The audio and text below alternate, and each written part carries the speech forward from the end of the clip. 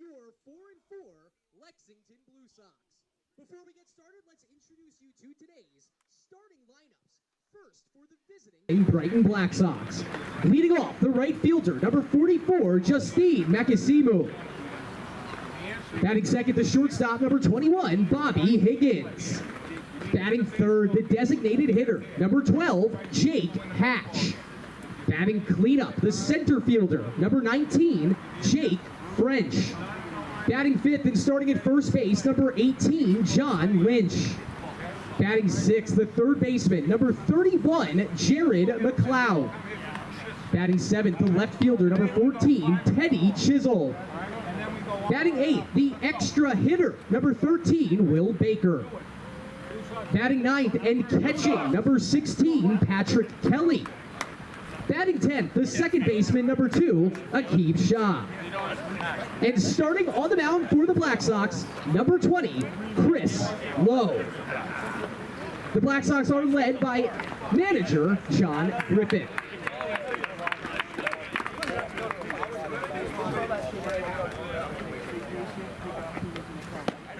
We will introduce you to the Blue Sox starting order before the bottom of the first inning. On the mound for the Blue Sox, the left-handed pitcher, number 44, Michael O'Brien. Fans, we ask that you please enjoy this game. Under all tenets of sportsmanship, we defer to the umpiring crew on any and all decisions in regards to ejections, and their ejections are final. Without further ado, let's play ball. It is high noon with high temperatures here at center field at Lexington High School in Lexington, Mass. And welcome to the 2025 Jerry DeAngelis Intercity League Day of Baseball and an interleague game for the Blue Sox here in this annual tradition. They are 4-4, fifth in the ICL, thanks to the Lexington Bulldogs win, breaking that tie over their win over the Storm Sabres just before this. They host the 12-1 Brighton Black Sox out of the Yawkey League. The Black Sox, the only Yawkey League team to defeat the Blue Sox last year. They're coming off a 1-0 walk-off win over the Andre Chiefs, and now looking to stick it to another ICL juggernaut.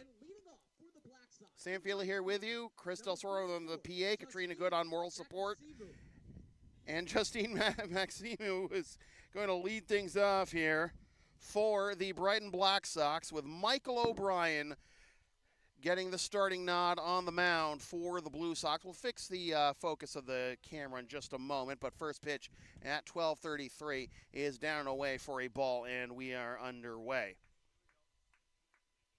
Black Sox in black, Blue Sox in blue. Funny how that works out. It is 1-1. It's too hot for socks, in my opinion. 1-2. That's fouled off. Makasimu, Higgins, and Hatch leading off the top of the first for the reigning Yawkey League champs, as that is up and away, 2-2.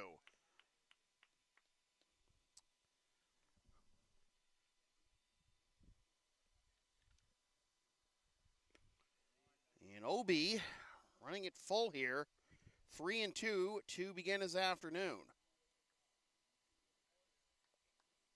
Give the full Blue Sox lineup for the bottom of the first, as that runs inside, nearly got him. Doesn't matter, it's ball four anyway.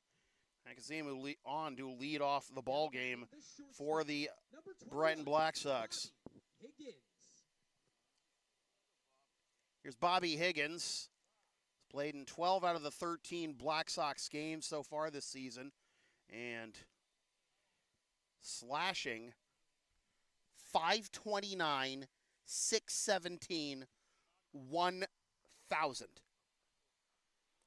1,000 slugging percentage means he averages a base per at-bat. And the only saving grace maybe for the Blue Sox here is they got a left on left and nearly a spinorama tag to get Makasimu with a great jump, but he gets in there with a stolen base. It's a runner in scoring position to begin the ball game very early on here for the Brighton Black Sox. The count is 0-1 to the slugging number 2 hitter, Bobby Higgins in the Brighton lineup. Grounds one to the right side. It's fielded by the first baseman, Luke Ward, and they got him. They got the out.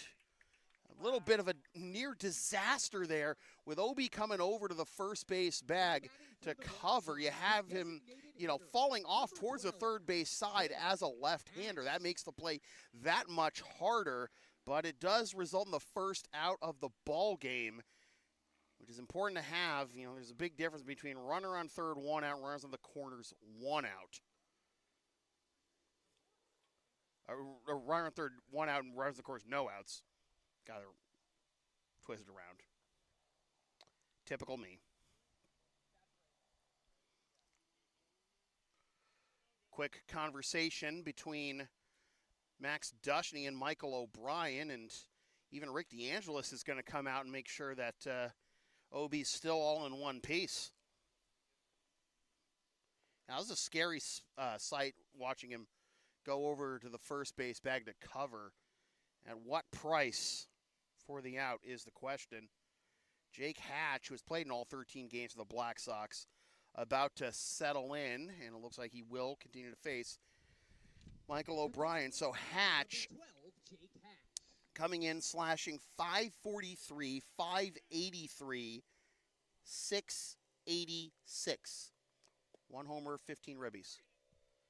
Obi gets ahead, 0-1.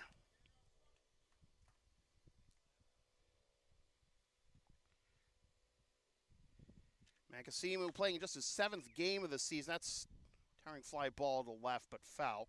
Be 0-2, and he just picked up his 6th steal in 7 attempts. Last played on June 8th against the East Boston Knights.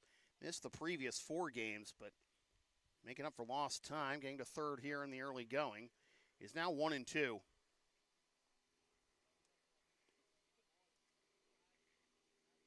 Jake Hatch, the DH, and then Jake French, the center fielder, due up next.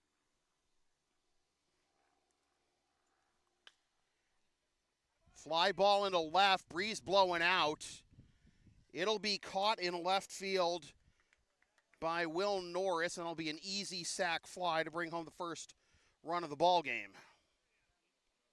So base is empty, 2 down, and the Black Sox get the opening marker, not 14-0. Don't worry, Blue Sox fans. And we'll see if Jake French can keep the line moving. It's in there for a strike.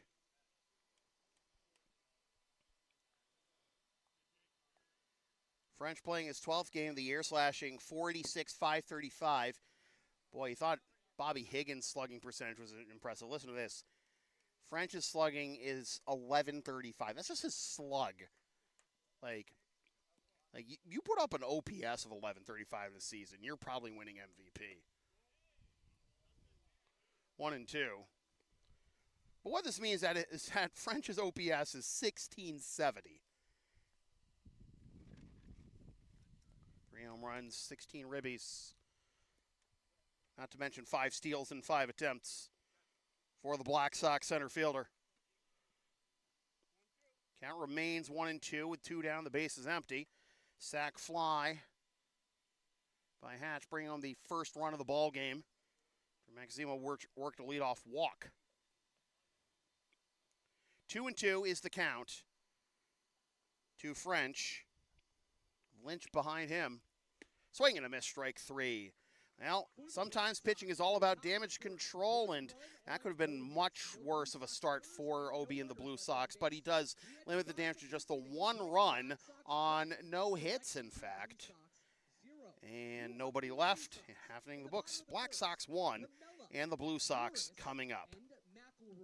LSP and Shipping Shields are partners in card. Shipping Shields are the eco-friendly sports and gaming card shipping protectors trusted by yours truly, made in the U.S. and Canada on 100% recyclable cardboard. Use the link and codes on the screen and in the description for a discount on your order. We may receive a commission on those orders, but we thank you for your continued support of whatever this is.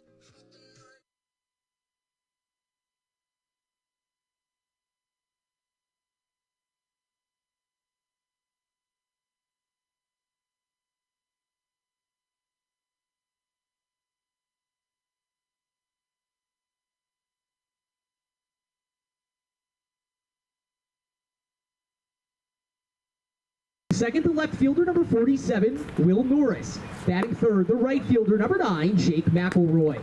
Batting cleanup, the first baseman, number 19, Luke Ward.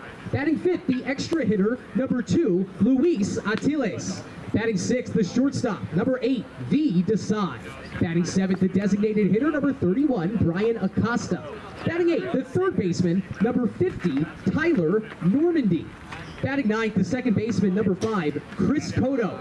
Batting 10th and catching, number 7, Max Dushny. And your starting pitcher, number 44, Michael O'Brien. Pushing up the hill, searching for the thrill.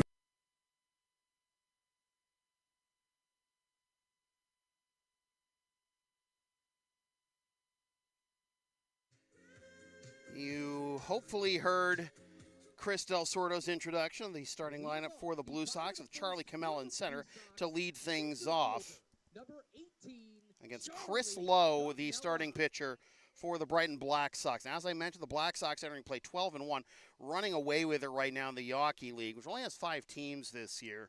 But Black Sox, again, no matter how many teams, just absolutely shoving it against the rest of the Yawkey League, and fine performance against the defending ICL champs in the Andre Chiefs. 2-time defending ICL champs, Andre Chiefs, with that 1-0 walk-off win the other night. Count is 1-1 to Charlie Camella, and he watches that one catch the outside edge. Strike 2. It'll be Charlie Camella, Will Norris, and Jake McElroy, the 3 outfielders, in fact, starting the bottom of the first here for the Blue Sox offensively. That's down and away. The count moves to 2-2. Now, the Blue Sox wash the taste of that tough loss to the Boston A's of the Park League out of their mouths pretty nicely with a win over the Al Thomas Athletics.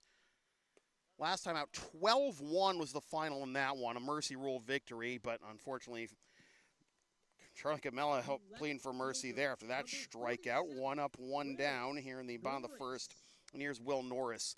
The Blue Sox hit 4 home runs in that game, including 2 by Maltasea, and they actually had multiple inside the park home runs for the first time since at least 2006.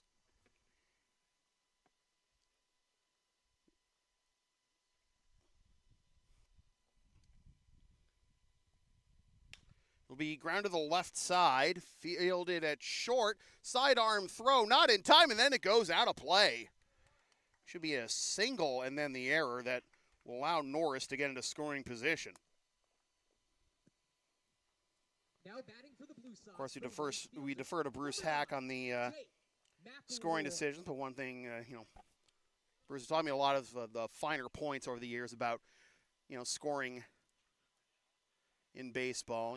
Play like that isn't necessarily an error. If it goes out of play like that and gets the runner to second, it will be an error, but plus the infield single for Norris. So here's McElroy, comes up empty for strike 1.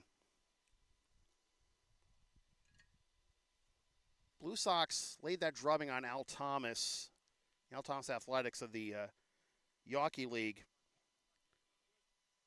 That was at Roberts Playground in Dorchester. Fly out to center here. Now, for those of you who have been following the ICL long enough, For the Blue Sox, the first baseman, number 19. unfortunately we were unable to bring you live coverage of that one, but if you've ever been to Roberts, basically, if you remember Victory Field at Watertown High, where the Watertown Reds played, you'll know that there isn't a permanent right field fence at the baseball portion of Victory Field because Victory has the baseball, soccer, football, and field hockey line fields all overlaid, and like baseball's like way out in the corner, out of the field of play in the football grid. And there's a permanent fence to left, just not to right. Sometimes they can put up a temporary one, but that was not the case against Al Thomas the other night. There was a soccer clinic of some kind, or soccer practice, going on basically in the right field area. And we had seen that before at times when covering games at Victory. And a shoestring catch there will end the bottom of the first as Luke Ward was hoping to pull the Blue Sox even, but instead is the Black Sox leading 1-0 after one. Advertising opportunities are available on LSP. Sponsor our content for as little as $25 a spot. Whether you want to promote a business, product, or event, or send a message of support to a player, team, or coach. Email yours truly for all the deets.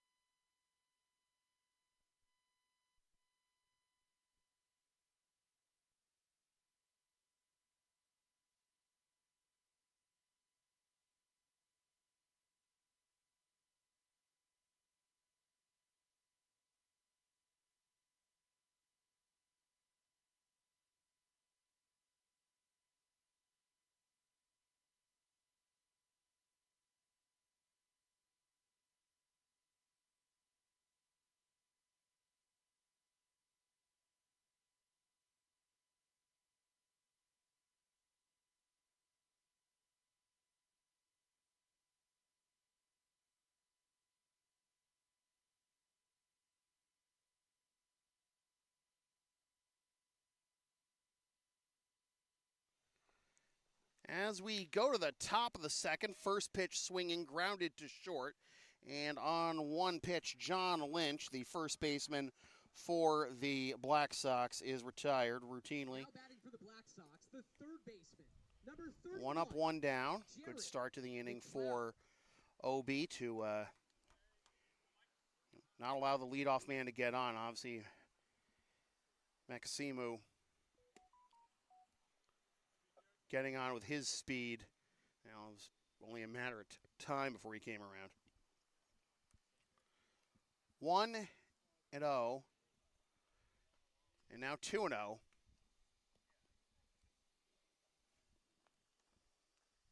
As he count to one, Jared McLeod, the third baseman for the Brighton Black Sox. Well, I had Lynch ground out, then McLeod, then Teddy Chisholm. If either of those guys get on, it'll be the extra hitter, Will Baker.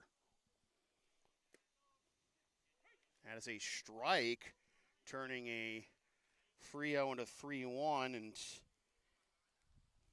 see that so often. No debate about that one, though. It's always bad news if that it's almost always bad news if you try to take a couple steps towards first before the umpire makes his call. So McLeod aboard on a walk, second walk allowed by OB. Blue Sox were the only hit in this game. Norris with a one-out infield single, then got into scoring position as there was an error by the shortstop on that play. But Norris ended up being stranded at second. With a runner at first now, here is Chisholm, the left fielder. And he is ahead, 2-0.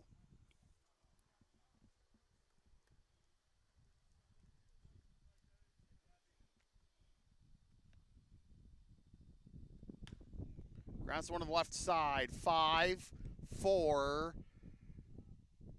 Not in time to complete the around the horn, but it does get the lead runner, McLeod. 2 down on the fielder's choice. McLeod is retired, 5-4.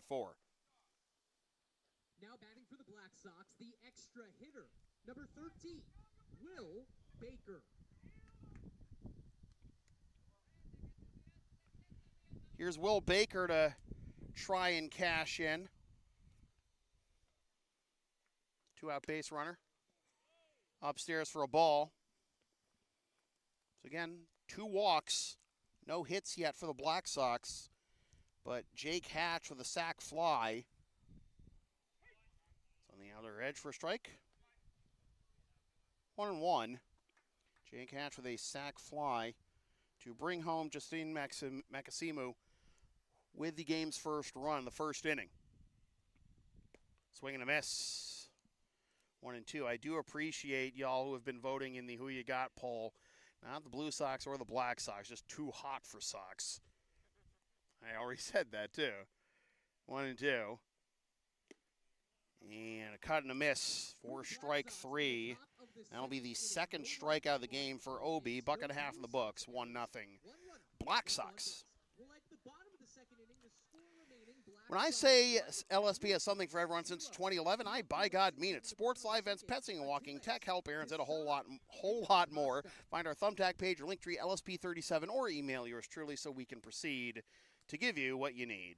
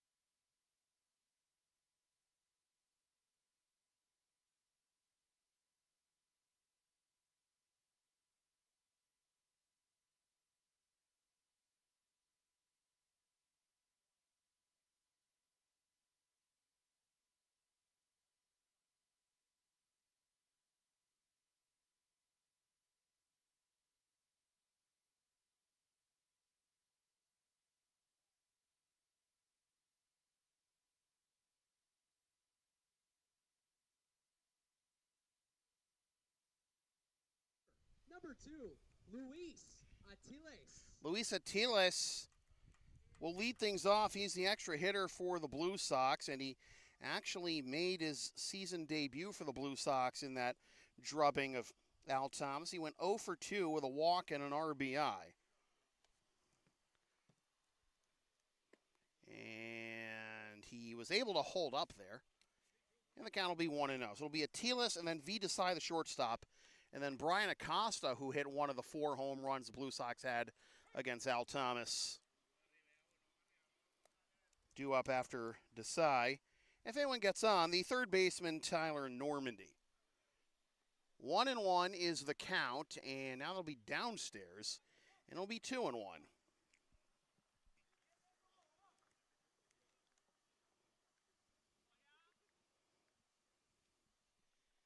That is outside for a ball, and it's 3-1.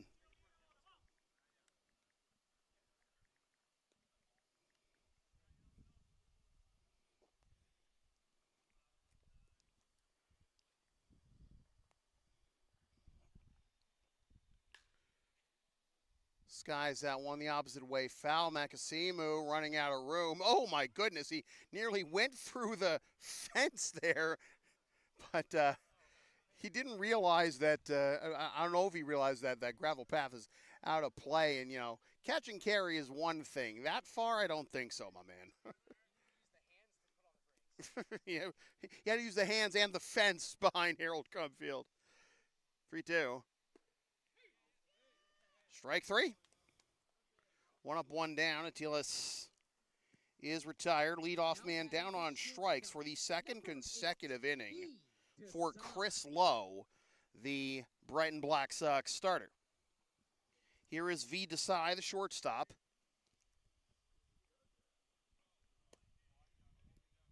And takes outside for a ball.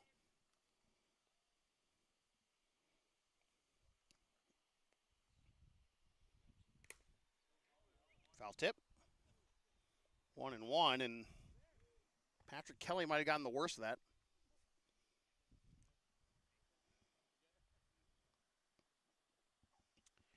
Desai playing just his third game of the year and first since May 30th against Malden. 1 for 5 with a run scored, 2 RBIs in the first 2 games.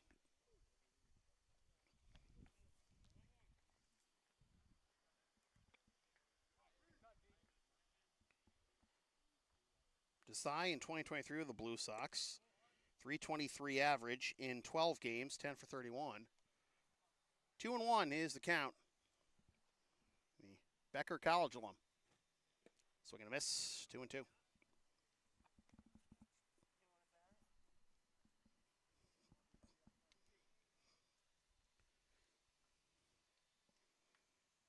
Against Acosta, due up after Desai. Low winds and delivers. Maybe a little bit of a sidearm sling there, but it went high, and another full count. Sometimes baseball becomes a war of attrition. Ground to the right side, fielded nicely there by Akib Shah onto first. 2 down. The designated hitter, number 31, Brian Acosta. And here is Brian Acosta coming off 1-for-2 performance with that solo home run. Last game against Al Thomas. This is his first hit of the year. Couple of runs.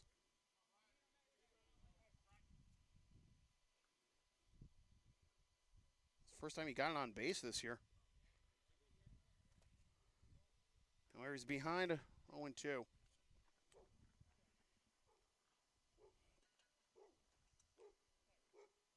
Costa trying to get on, give Tyler Normandy a chance. Ground left side, and that'll bounce foul.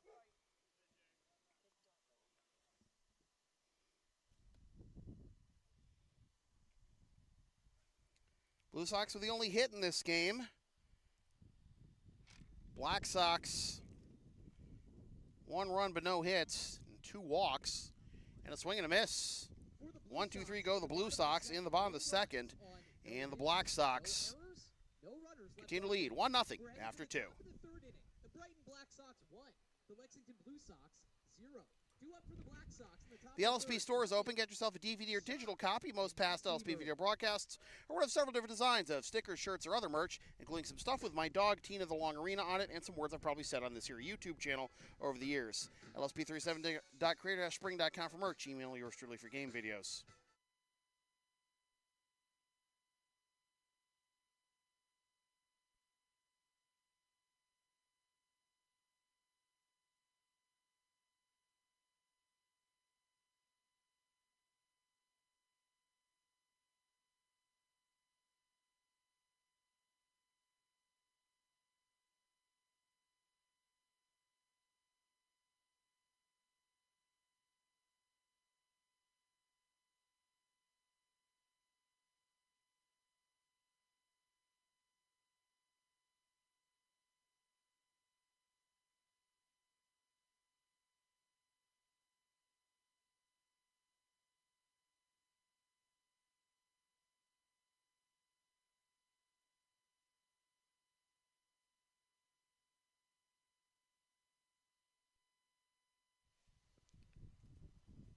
And leading off the top of the third for the Black Sox, the catcher, number 16, Patrick Kelly.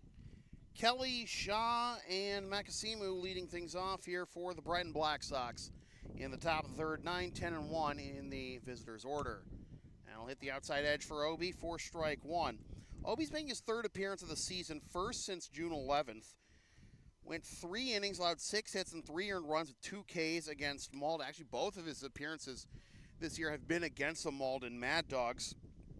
3 innings, 6 hits, 3 runs, 2 strikeouts on May 30th, and on June 11th, 1 inning, 1 hit, no runs. It's foul 1 and 2.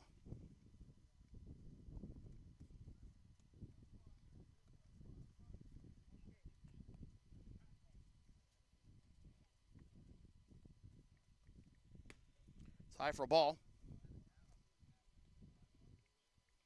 I will update the inning there for you in a minute, folks. It is, in fact, the top of the third. Don't you worry about that. Fouled off again, and remains 2 and 2 to Patrick Kelly.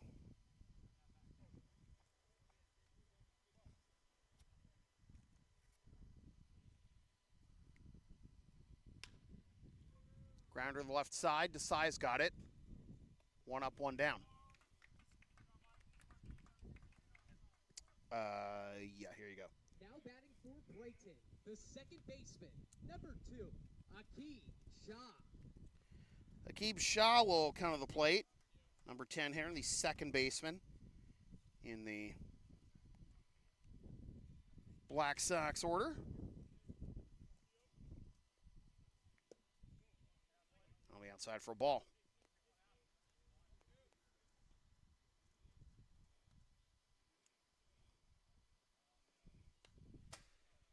1-1.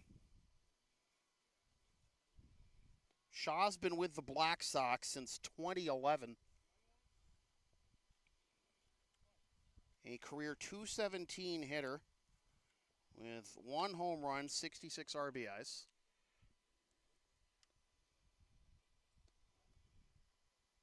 Perfect in stolen base attempts, 26-26, but hasn't had one since 2022. This year, 250, 400, 250 is the slash line. 2-2. By OPS, Shaw's best season was in 2022, the 785 in 23 games. Fly ball in the left center. Sun could be a little bit of a trouble spot here, but not there for Charlie Camella. 2 up, 2 down. Now the lineup turns over for Makasimu. Again, led off the ball game with the very good at-bat.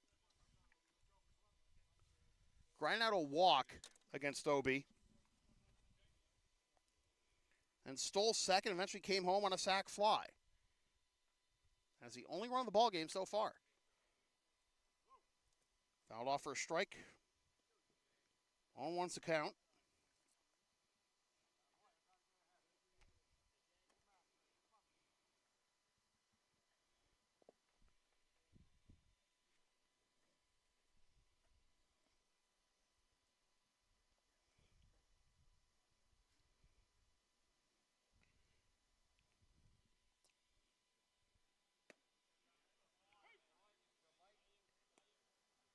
Makasimu only batting 111 entering play, but his OBP is 385.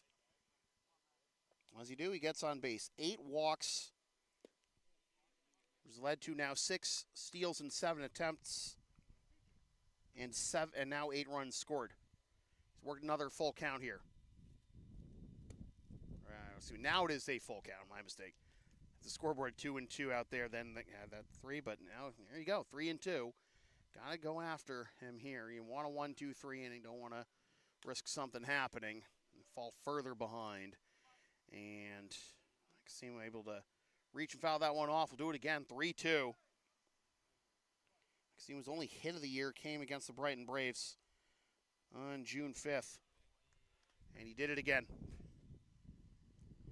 Gets on base. The shortstop, number 21. I mean, obviously,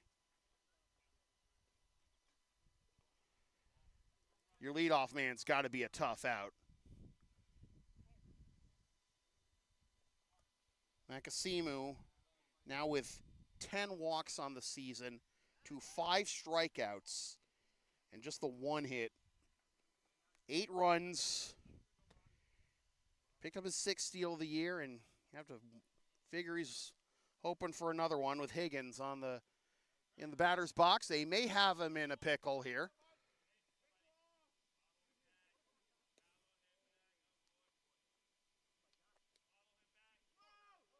They got him. All right, we'll get those numbers and recommend them for Powerball tonight after this. Top of the third, no runs on no hits, no errors, and no runners left on base. So we head to the bottom of the third inning. Are you down with the sound called LSP? Of course you are. We even had a new subscriber today, a new member to the YouTube channel here. So follow and support us on the web like our friend just did. Linktree, Facebook, YouTube. Again, don't forget to subscribe. Flash the subscribe button. Membership's also available. PayPal, Creator Spring, LSP37. All the cool kids are doing it.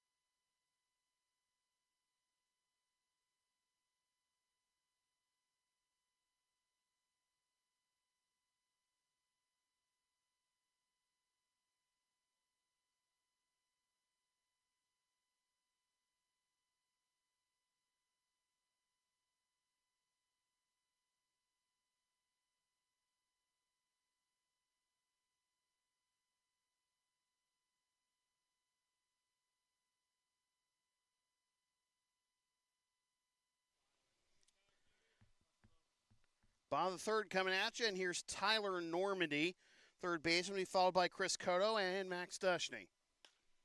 First pitch swinging in foul territory. Long run for Makasimu, and he probably got the memo to slow it down when the ball gets that far. It is 0-1.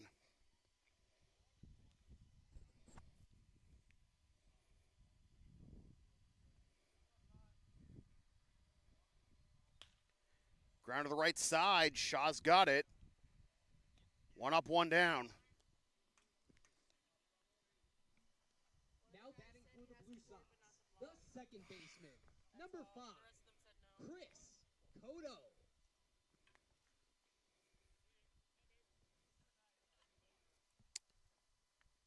Normandy grounds out 4-3. Here's Chris Cotto. Comes up empty. Strike one.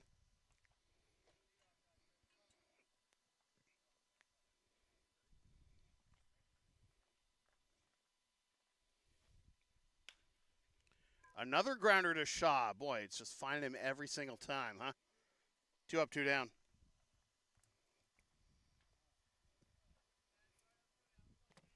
Three of the last 4 batters have grounded out to Shaw. Now batting for the Blue Sox, the catcher, number 7, Max Dushny. And here's the prototypical number 10 hitter, Max Dushny. We'll see if he can do a Justine Makasimu impression at the opposite end of the lineup.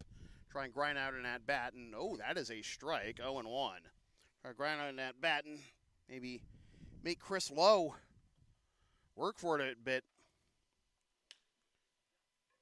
Skies this one into right center field, and all 9 outs so far for the Blue Sox have been either strikeouts, ground outs to Akeem Shaw at second, or flyouts to Jake French in center. Who says there isn't a recipe for success, right? Through 3, 1-0, Brighton.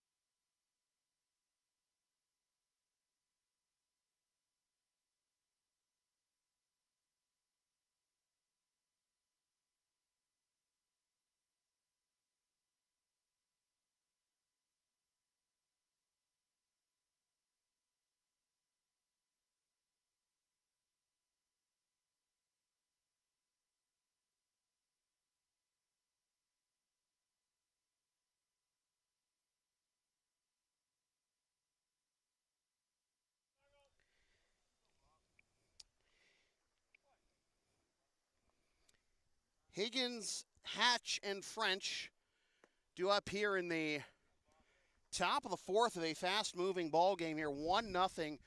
Black Sox on top of the Blue Sox. Interleague play, hockey versus the Intercity League, as that is swung on and missed, and will be 1-1.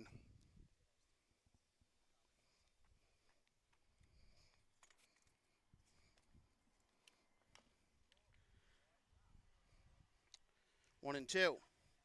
Higgins with a ground out 3-1 that nearly wasn't his first time up.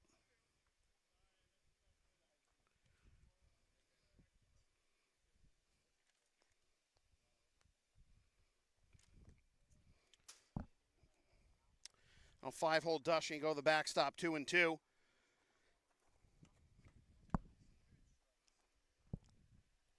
Top of the fourth. Only one hit in this game. It belongs to the Blue Sox. It's a one-out single in the first by Will Norris. There's also an error on that play that got him into scoring position. That's the only base runner for the Blue Sox. Oh, wow. That was a ball 4 that looked perfect.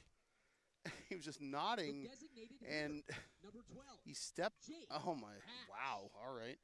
So that'll be the 4th walk of the game issued by Obi.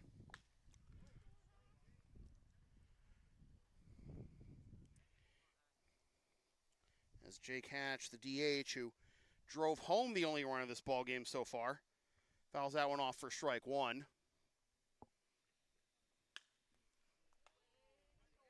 In left center field, and that'll get down all the way to the wall.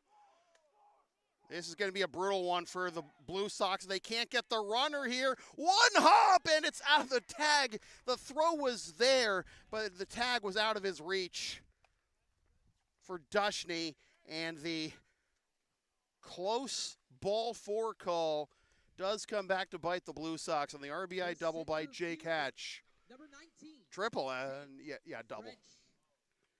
And it's 2-0.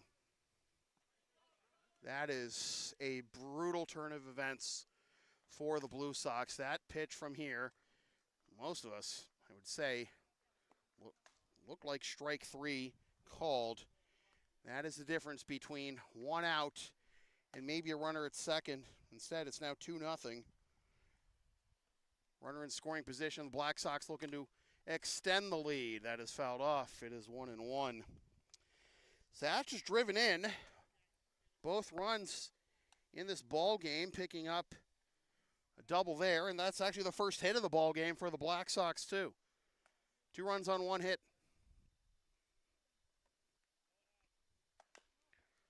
Ground to the left side, charge, Normandy, nice play, in time.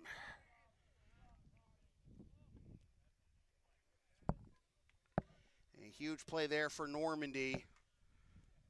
And just by a step Number 18, John Lynch.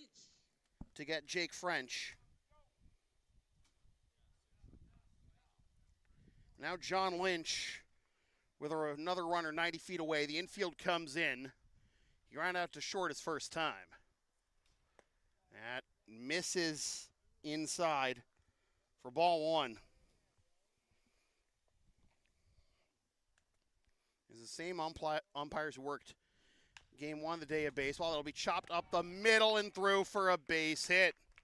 3-0 Black Sox. And again, the third baseman. That number 31, Jared McLeod. That close ball 4 call.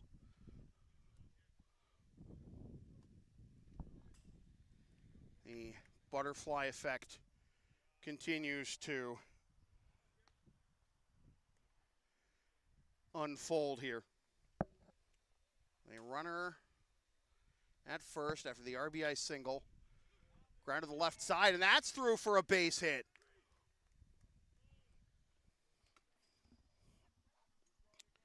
Now, things starting to possibly snowball here for the Blue Sox. McLeod picks up the single, back-to-back singles for the Black Sox. All 3 of their hits in this game have come in this inning. Now here's McLeod. That misses inside, ball 1. If you're a pitcher in this situation, you just have to take a deep breath and remind yourself that you are 1 pitch away from getting out of this with first and second and 1 out.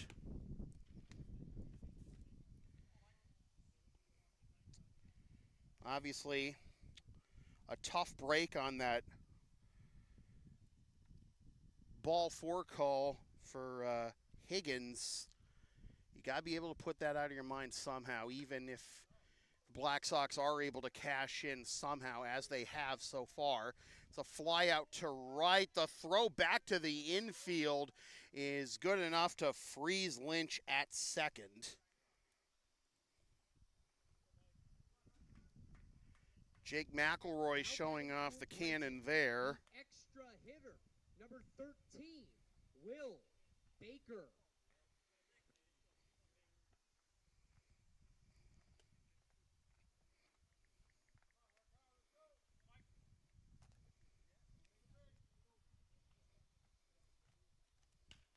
That's hit the other way into right, and Baker is going to bring home at least one, maybe two. Ball was rolling around there in right, but it'll be a RBI double.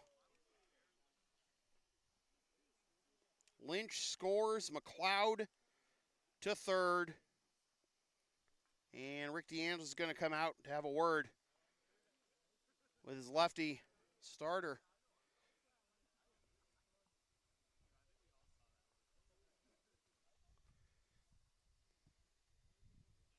4-0 is our score. Black Sox on top of the Blue Sox, and that is going to do it for Michael O'Brien.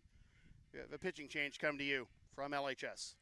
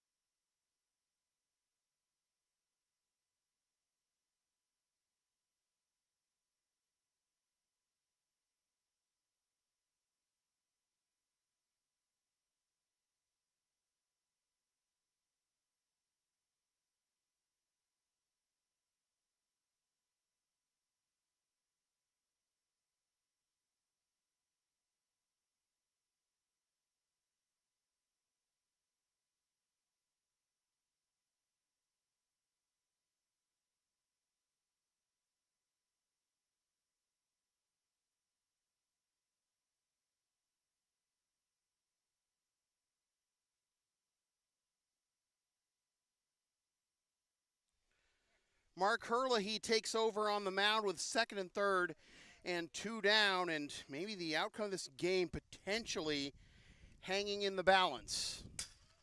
That goes to the backstop, but great reaction by Dushny, and a fortuitous bounce two off the backstop, right back to him basically to prevent McLeod from coming home.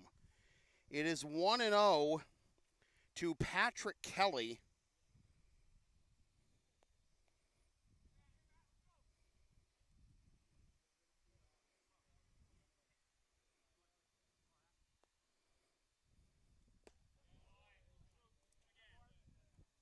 Now 1-1.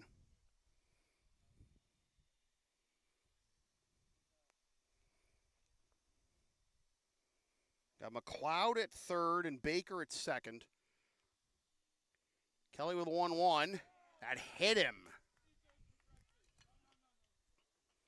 So that loads the bases with 2 outs for the number 10 hitter, Akib Shah. The second baseman, number 2, Akib Shah. Shah flew out to center his first time up, and now after Obi departs after 3 2/3 and walking for the first batter that Hurley sees, he plunks him.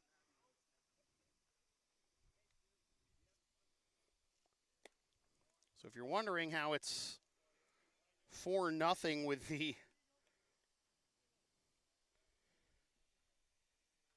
Black Sox with no hits up until this inning, and them leading 1-0, despite the Blue Sox having the only hit to that point. There you go. Walks will do you in. And then in this inning, I mean, 1 walk to rule them all, I would say. The borderline pitch to Higgins on a 3-2 was called a ball. The Blue Sox contingent could not believe it, top to bottom. And floodgates open from there. Higgins with a double, Lynch with a single, McLeod with a single, then Baker with a double. 3 runs home and 3 more runners on base here for the Black Sox, trying to potentially put this one out of reach early. Swing and a miss. Hurley hoping that doesn't happen. 2-2 with further action behind Hurley in the Blue Sox bullpen. McLeod at third, Baker at second, Kelly at first, the number 10 hitter Shah. 2-2 with 2 outs. That just missed. Now, for everything I've said about, some borderline pitches, well, gentlemen, start your engines. That one, I realize, was a bit too far inside. That one is on the outside corner. Strike 3 called, and a massive, massive strikeout there for Mark Hurley to leave the bases loaded, but the damage has been done. It is 4-0 Black Sox halfway home. Black Sox leading this game 4-0. Due up for the Blue Sox in the bottom of the 4th. LSP and Shipping Shields are partners in cards. Shipping Shields are the eco-friendly sports and gaming card shipping protectors trusted by yours truly. Made in the U.S. and Canada and on 100% recyclable cardboard. Use the checkout codes and the link on the screen or in the description for a discount on your order. We may receive a commission from those orders, but we thank you for your continued support of whatever this is.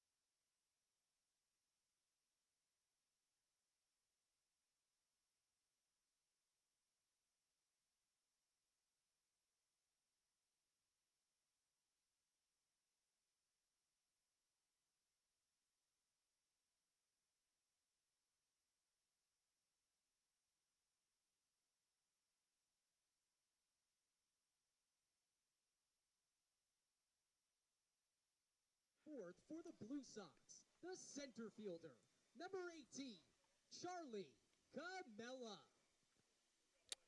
Charlie Camella, Will Norris, and Jake McElroy, the top 3 hitters in the Blue Sox order.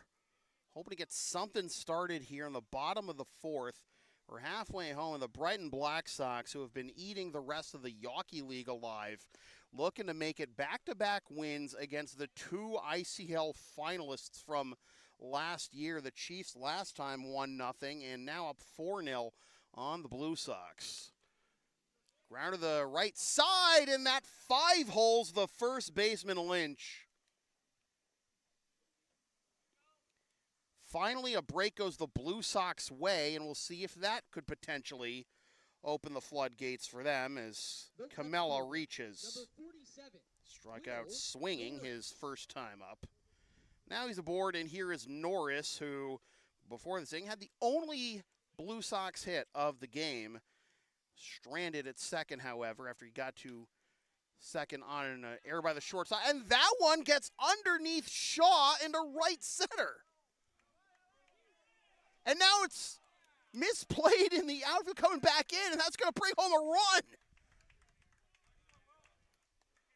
Again, take everything that you can get if you are the Blue Sox. You really want to win here, because after the win against Al Thomas last time, that continued this pattern the Blue Sox have been on this year of loss, win, loss, win, loss, win, loss, and they don't want to keep it. You're not gonna, you're not gonna gel together as a team if you keep doing that. You'll get to the playoffs with a 500 record, but whoop-de-doo, right?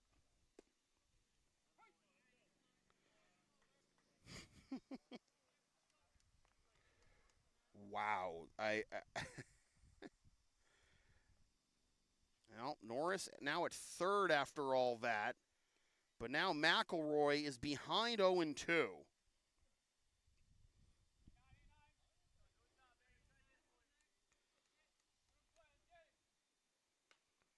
Goes up and fouls that one off to stay in this 0-2. McElroy with a fly out to center. His first time up. First time through the order, the first 9 outs that Chris Lowe had gotten. Well, that pattern continues. That's foul to in the mid for strike 3.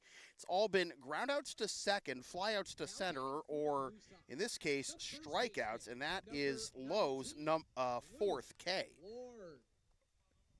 So here's Luke Ward with 1 out and a runner 90 feet away. Remember, the tying run, this point is in the on-deck circle, so wow, nearly mishandled there at first again by Lynch after the first ball the inning had 5-holed him into right.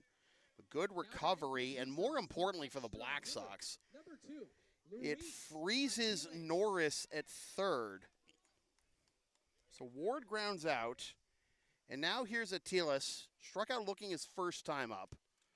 Looking to make an impression, and this is second game in a Blue Sox uniform. Down 0-1, though, again with Norris at third. The tying run's in the on-deck circle in the person of V. Desai. A crazy start to this inning. Just follow the bouncing ball indeed, but great job by the Black Sox of righting the ship to this point, and now Lowe is 1 strike away from getting out of this with just the 1 unearned run. To the left side, backhanded, a slide by the shortstop, and he's going to eat it. So Norris comes home, Atiles with the RBI single, and it is 4-2. The shortstop, number 8, V. Desai. I mean, even if the Blue Sox don't get another run this half inning, it was extremely important for them. Only getting 1 run out of this inning would have been I would say, a massive loss for the team. Desai puts a charge into this one into left center field, but that will be run down, and someone new gets into the game defensively for the Black Sox. That is the left fielder, Teddy Chisholm, running that one down. And the Blue Sox cut the deficit in half, but they still trail 4-2 after 5. In the top of the 5th, Mackesy, Higgins, and Hatch. Advertising opportunities are available on LSP. Sponsor our content for as little as $25 a spot, whether you want to promote a business, product, or event, or send a message of support to a player, team, or coach. Email yours truly for all the deets.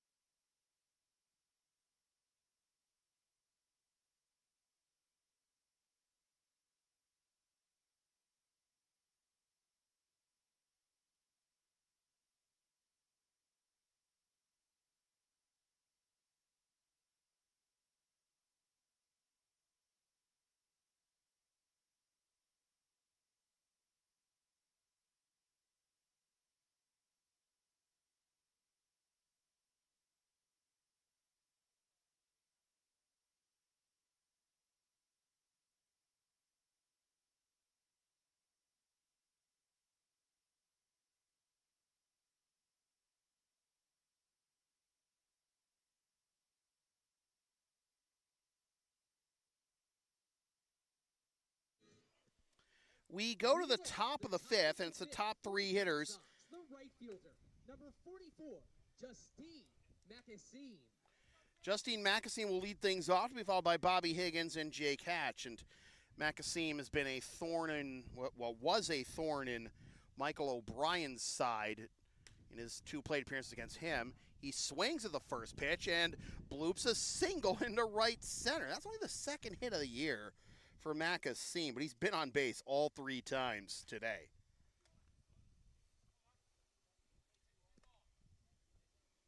Now batting, the shortstop. And we're gonna have time called before Bobby Higgins can take his AB, because Sammy Steed's going out to have a quick word with Mark Herlihy. Never got the chance to tell you Herlihy's numbers entering play, though.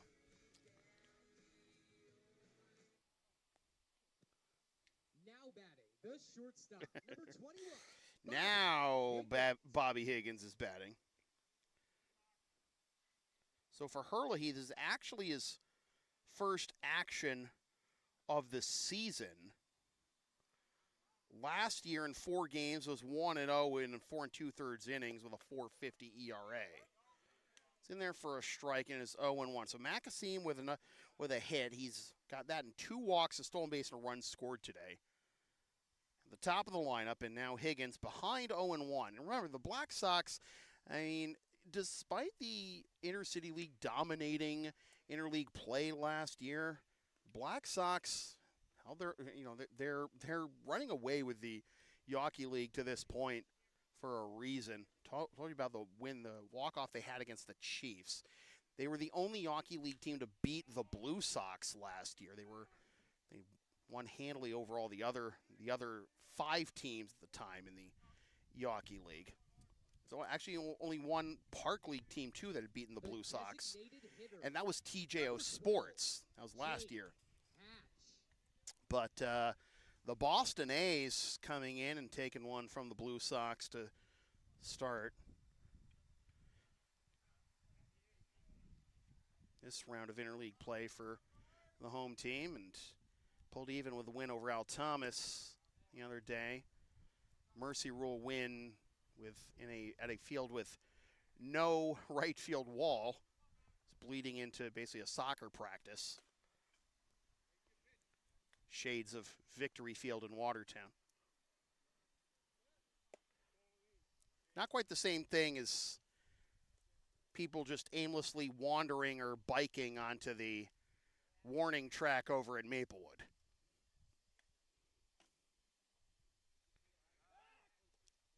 Nearly got him, but back safely is Macasine.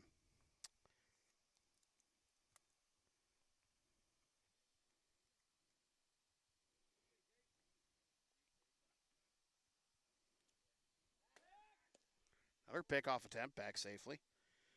Herlihy last year, 2 of his 4 appearances in the regular season were against interleague opponents. He threw 1 inning against Mass Envelope and 1 inning and got the win against Al Thomas a month apart, June 24th and July 24th, respectively. Speaking of June 24th, the famous anniversary stream is coming up soon. Katrina will actually grab a headset, which I myself need to grab, with just the second one going kaput. Here's a throw down to second. They got him!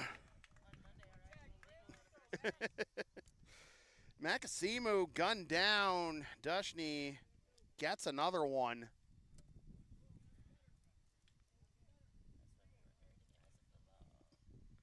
So 2 down, but a 3-1 count now to Hatch. Drives this one into center. Again, the wind blowing out, takes a firm bounce up against the fence, and coasting into second with a 2-out stand-up double, the second double of the game, in fact, is the Black Sox designated hitter, Jake Hatch.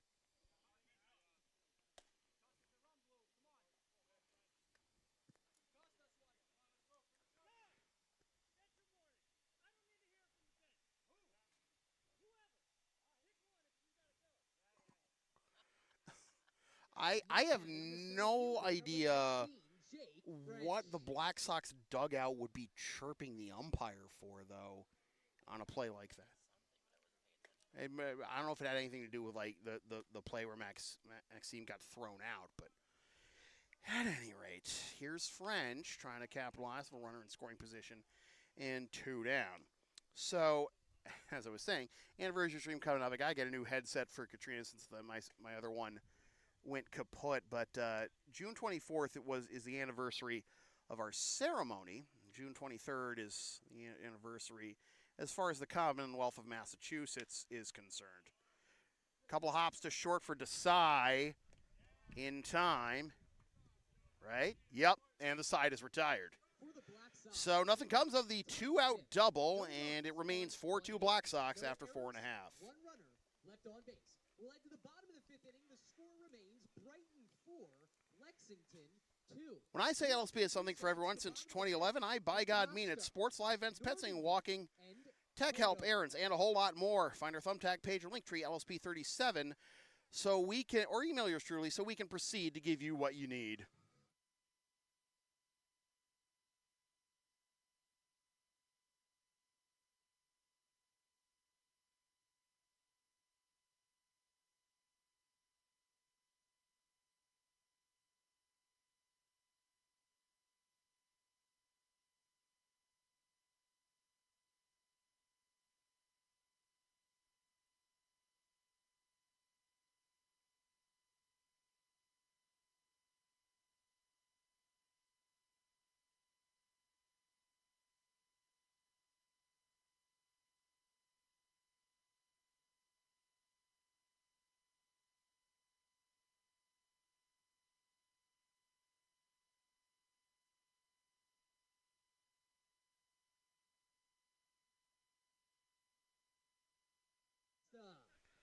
Brian Acosta will lead things off here in the bottom of the 5th against Chris Lowe. Didn't get a chance to give you his pitching numbers on the season. This is just his 3rd appearance of the year, and he wouldn't know it from the performance so far. Gets ahead of Acosta 0-1. Brian in his first at-bat struck out swinging to end the 2nd. Lowe got a win in his last appearance against the East Boston Knights, which is all the way back on June 18th, almost 2 weeks since his last appearance. But in 7 innings of work so far on the season, 1-0, a 1 ERA, 3 hits, 1 earned run, no walks, and 12 strikeouts. I'll get out of play. 1-2 now on Acosta.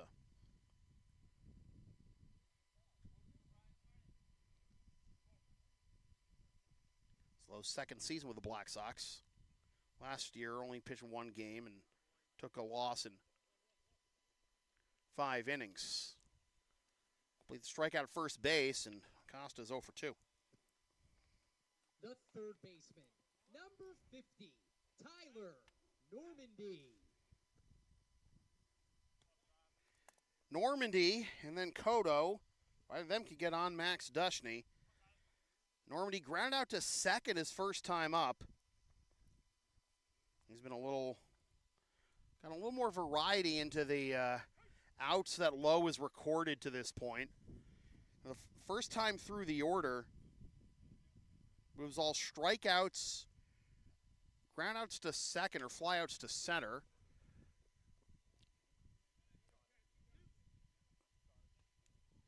Well, he caught. If even Chris Del Sordo is saying he caught it, hey, it's good. It's good to be impartial, though, right?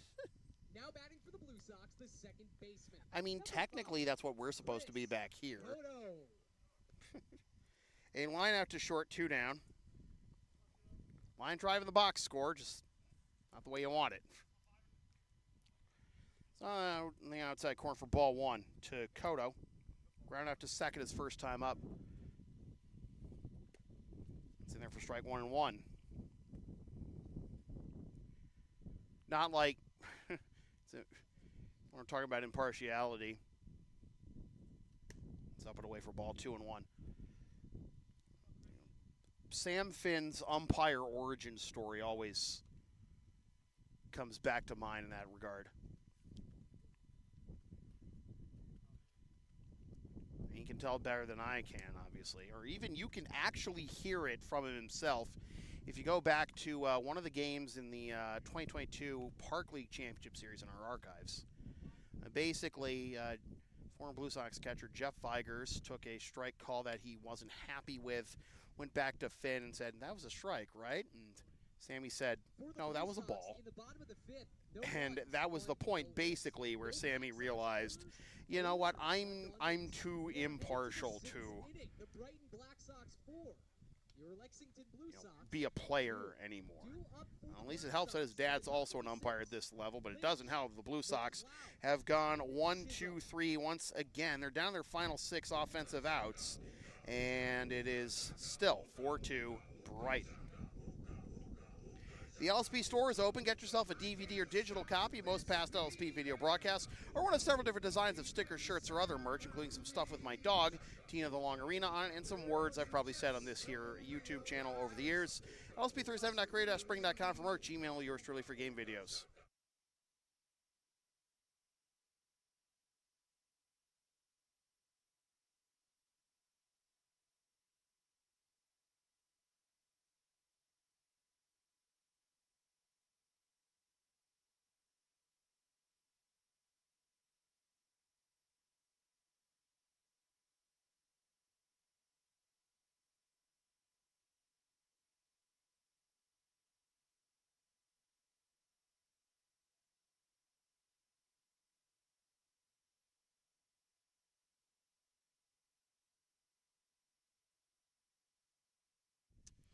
As we go to the top of the 6th, new noodle on the mound for the Lexington Blue Sox, and it'll be the right-hander Grant Strother, S-T-R-O-T-H-E-R, rhyming with brother. Easy enough to remember, I would hope. Strother making his 2nd appearance of the year. He pitched an inning against the Malden Mad Dogs on May 30th. Allowed 2 hits and 1 earned run with 1 walk, 1 strikeout, and 2 wild pitches. Strother in his first season with the Blue Sox, his 2nd appearance, and his task is to keep this game within reach for the Blue Sox offense, as he's about to face Lynch, McLeod, and Chisholm. All coming to bat for the 3rd time. We haven't yet completed the 2nd time through the Blue Sox batting order by comparison. 4 runs on 6 hits, all of which have come in the last 2 innings for the Black Sox. The hits, anyways, they did get the first run of the game without the aid of a hit and didn't get another base runner until a walk by Maxime in the 3rd. And the hit parade came through for 3 runs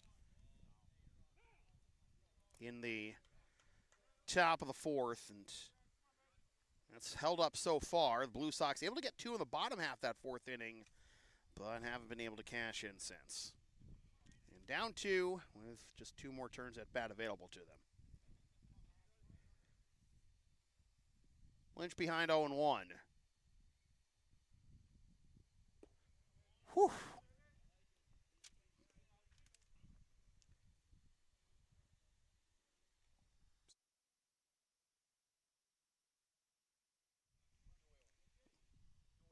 Doyle, okay. It's got a whole new battery, not just Strother, as that bounces to the plate. Read the top line. I said I was going to fix the focus of the camera, wasn't I? And I just didn't. A lot of stuff, a lot of moving parts here. Mostly a solo operation. But not completely. Used to be that way. Yeah, I know, right? Thank you, dear. She actually Katrina just saved the stream, actually, by running down to Walgreens to get a spare charger here. On a line, left center, and caught for the 3rd baseman, number 31. Out number 1. Jared McLeod. McLeod is 1 for 1, walk in the 2nd, and a single in the 4th.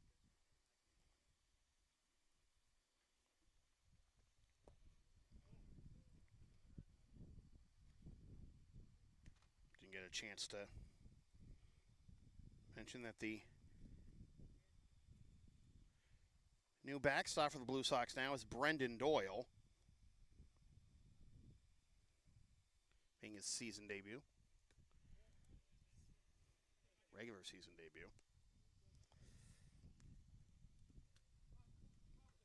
Cloud ahead in the count, 2-0.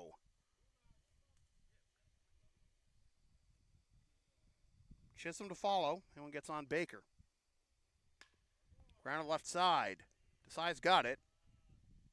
2 down. 1-2-3 inning would do wonders for the Blue Sox. We still got to get through Chisholm in the Black Sox order, who flew out the last time. He's 0 for 2. Reach on fielder's choice. Yeah, that fly out to right for the second out of that 3-run fourth for the Black Sox. It was a strong throw by Jake McElroy to freeze Lynch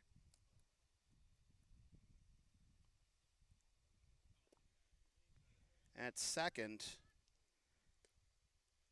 But that was a moot point in the end as Baker smacked the double to bring him home.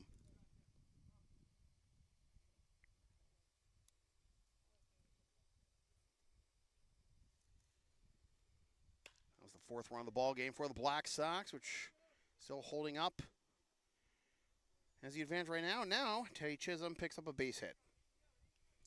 So he's now 1 for 3. 2 down. Now batting for Brighton, the extra hitter, number 13, Will Baker.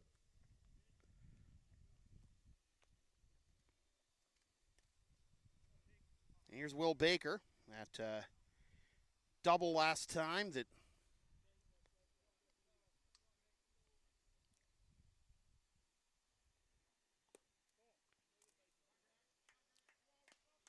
well, that could be an important insurance run for that fourth inning. But the Blue Sox in the bottom of the sixth, pickoff attempt over at first, back safely is Chisholm. In the bottom of the sixth, the Blue Sox are going to have Dushney, Camella. Well, it was Dushney's spot, but Doyle is behind the plate. Then Camella and Norris due up. Another pickoff attempt. Chisholm back safely.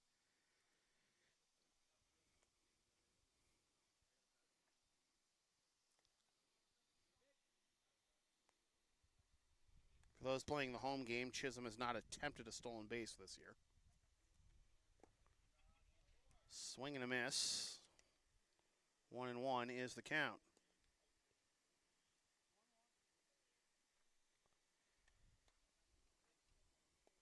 Chisholm singled the 7th base hit of the ball game for the Black Sox after none for Brighton through the first 3. Still able to get the only run of the game in that time frame too.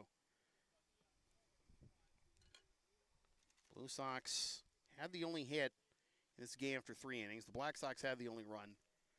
Now the Black Sox up 2 and looking for more. With 6 defensive outs to get to win a second consecutive game against an ICL juggernaut. Chiefs were the victim last time. What will become of the Blue Sox? Can they get it together? Bottom of the 6th. 3-1 is the count, though, to Baker. Kelly due up next. That is on the outside corner for strike 2. So Teddy Chisholm will be off of the pitch. And the payoff. Here it comes. Fouled straight back. It's different when you don't usually work at that spot, right, Chris?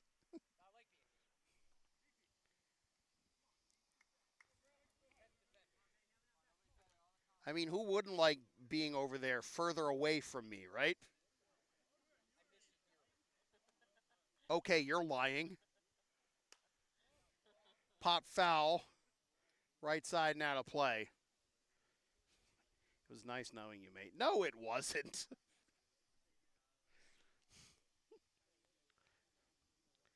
Another payoff pitch coming here to Will Baker.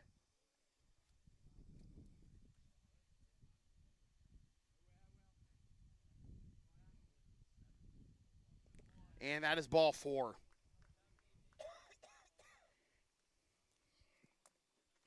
It's one thing if you're going to give up a walk on a 3-2 pitch with 2 outs. Gotta make him at least think about it, right?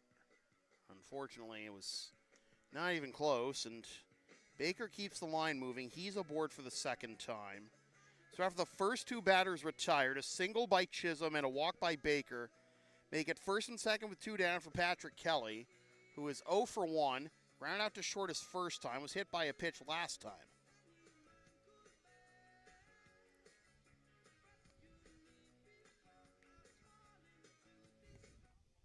Now batting the catcher, number 16, Patrick Kelly.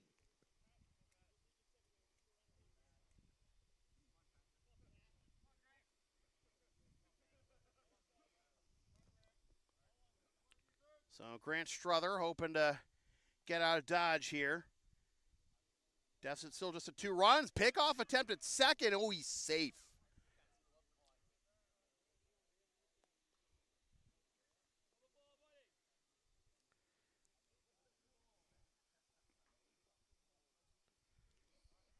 Runner in scoring position. Important potential insurance run for the Black Sox. Chisholm at second. Baker at first. Kelly 0 for 1. Plunked last time. That misses for ball 1. It is 1-0. Again, it's 10-1-2 in the Blue Sox lineup due up in the bottom half of this inning. Hoping that task won't be any more difficult than it is right now.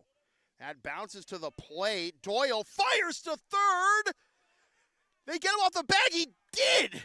Wow. Not only was that a strong throw by Doyle, that was the third baseman Normandy saving that from going up the line, and wisely slapping the tag on Chisholm, over sliding the third base bag. And Blue Sox with a tightrope job there. Go to the bottom of the 6th, still down 2. Are you down with the sound called LSP? Of course you are. Follow support us on the web, Facebook, Linktree, YouTube, Creator Spring, LSP37, PayPal, whatever. All the cool kids are doing it.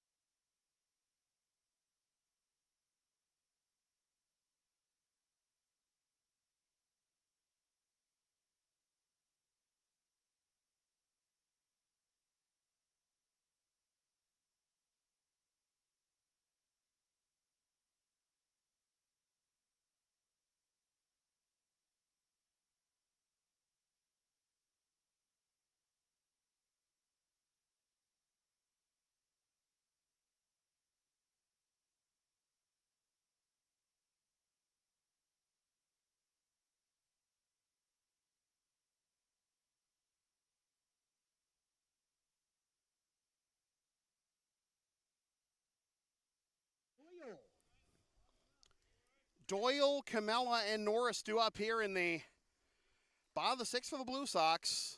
Down 2. It's downstairs for a ball. 1-0.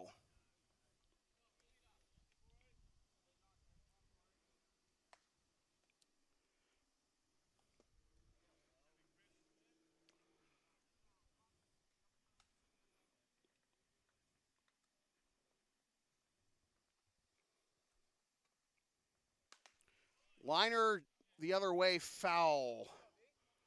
1 and 2. One hand, you're just a smidge late there. On the other hand, you time it right, you might have the first baseman leap and rob you of a base hit. So, still alive. And inside for ball 2. 2 and 2.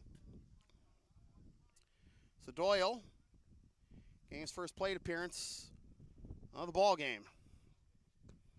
Did he offer at it? He did, says the home plate umpire, and that is strike 3. 1 up, 1 down here in the bottom of the 6th. So Doyle's first plate appearance of the season is a strikeout, and the lineup turns over. Camella skies this one. And is tracked down for out number 2 right quick. It's not the time for the... I know you want to swing at something good, but one pitch outs are not going to get you anything here. Opposite what you want, obviously. So Camel now 1 for 3. Here's Norris.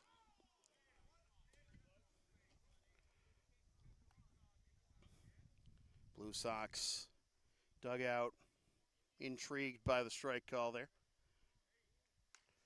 Grounded down the first baseline, foul is 0-2. Blue Sox have only had the leadoff man on once this game, and it was in the 4th when Camella and Norris both reached. They eventually scored the 2 runs the Blue Sox have to this point.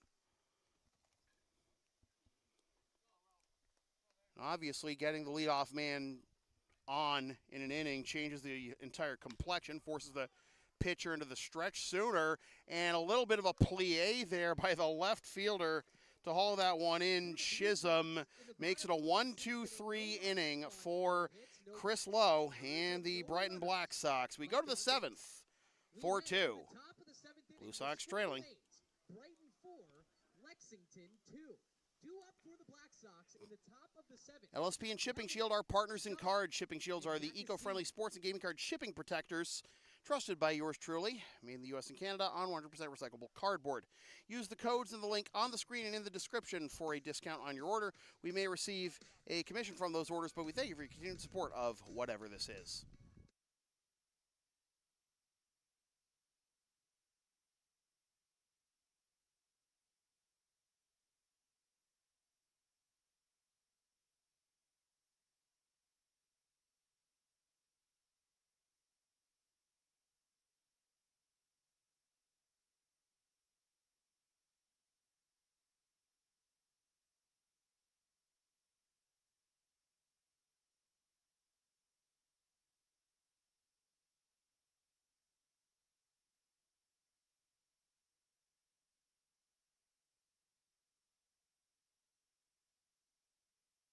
As we go to the top of the 7th, the 4th pitcher of the ball game for the Lexington Blue Sox will be the Northern Essex product, Brian Gare, making his 2nd appearance of the season against the Andre Chiefs back on May 28th.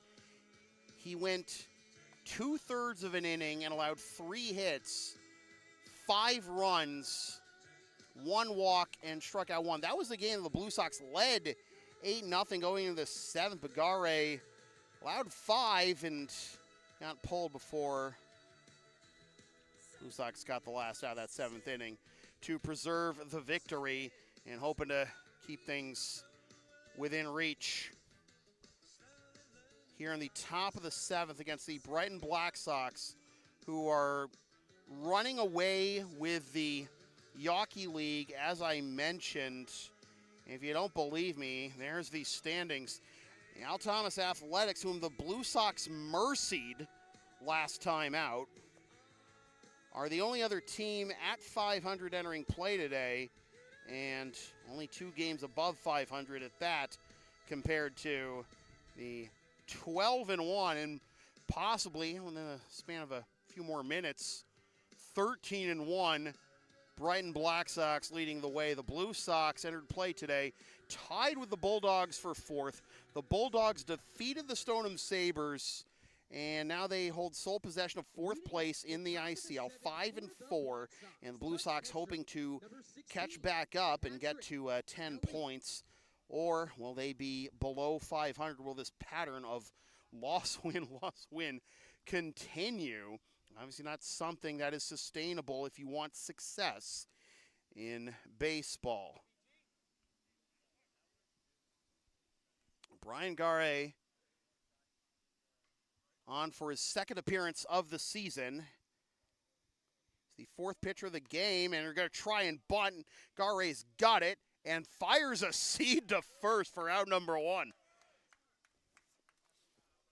So nothing doing there for the Black Sox catcher,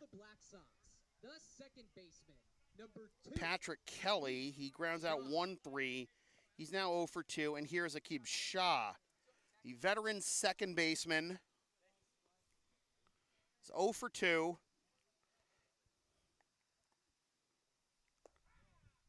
And that misses low for ball one.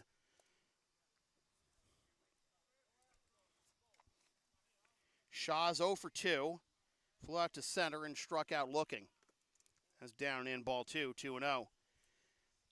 It's been O'Brien, Herlihy, Struther, and now Garay on the mound for the Blue Sox. And it's been Chris Lowe alone and by himself for Brighton. Garay gets a strike in there, and it is 2-1.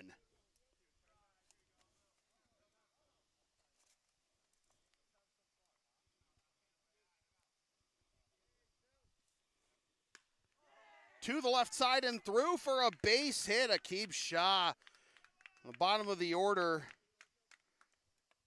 smacks one into left and turns the lineup over for Maxime. The right fielder, number 44, Justine Macasine.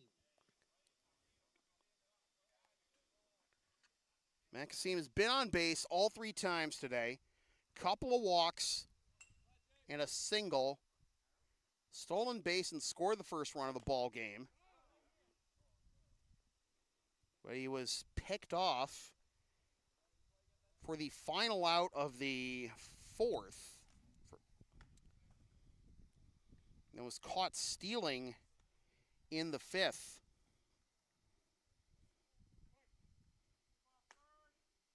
Final out of the 3rd, I should say. Did I get that right? Well, he's got a stolen base, but he's also been out on the bases twice. Pick off and the caught stealing. 1-1 to the Black Sox right fielder.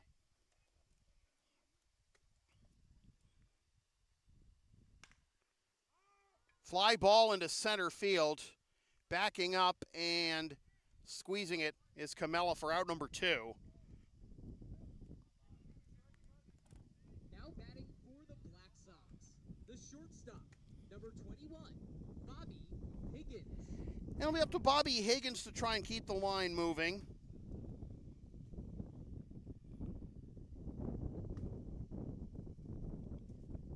It's empty, don't worry about it. It's almost empty, right? Oh, there's more in there than I thought. Maybe I just forgot because it's so warm. All right.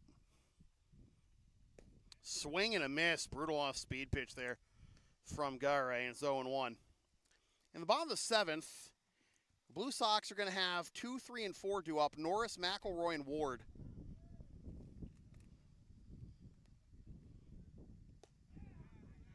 That cut across a bit too far, and it is 1-1.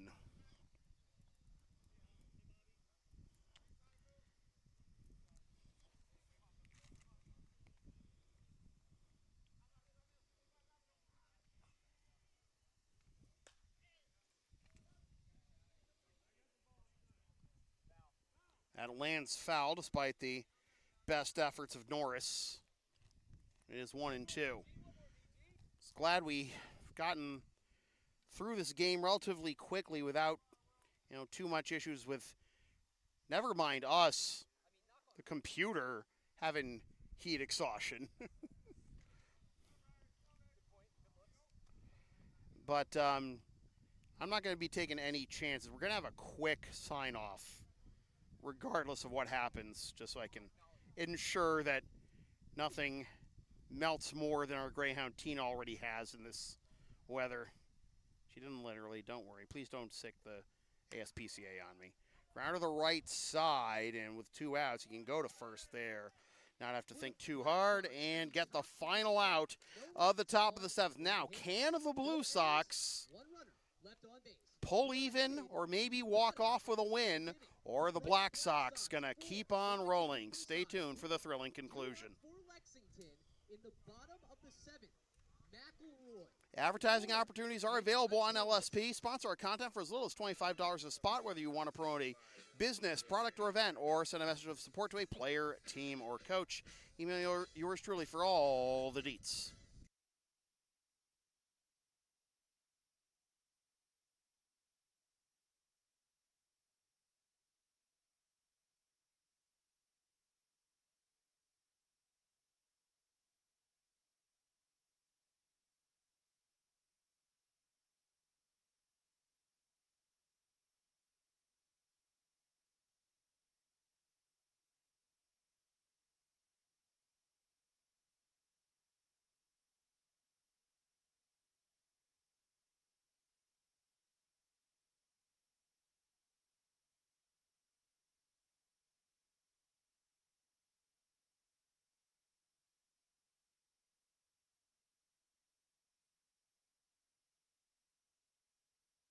Bottom of the 7th, Blue Sox need to put something together here. Right fielder, number 9, Jake McElroy. I misspoke. It wasn't Norris McElroy Ward. It's McElroy Ward and Atilis. This portion of the order due up, but so we got a pinch hitter in the on deck circle for Ward. Is 1-1 is the count now to McElroy. Got to write down Norris's out. McElroy 0 for 2. Ground to the left side and into left for a leadoff base hit.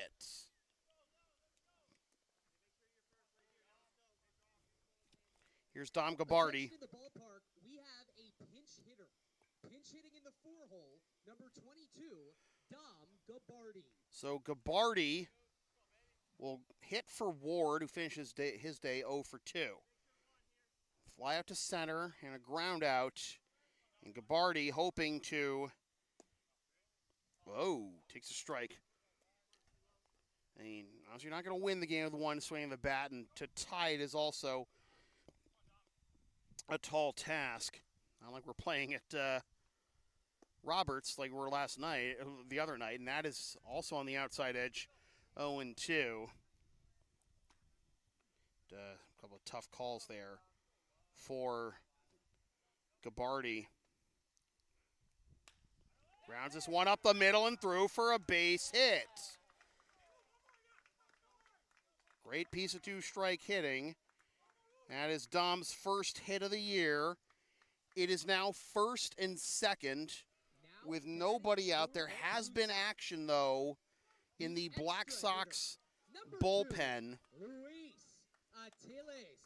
Luis Atilis,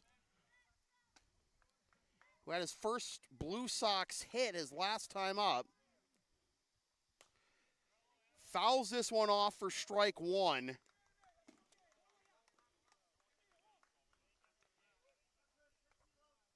The tying run is at first, and the winning run is at the plate.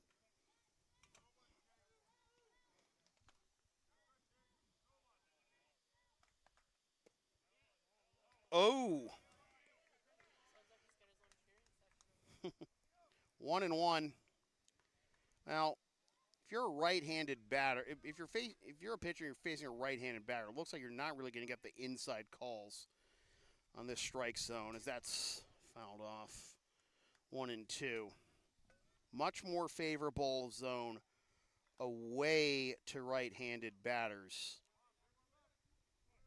That's basically where you'd love to be right now. Against a righty. Game on the line. And a swing and a miss. First base occupied. Atilis is out. And now, if you are Low, you are one pitch away from finishing off the win. But Desai, hoping the third time's a charm, 0 for 2.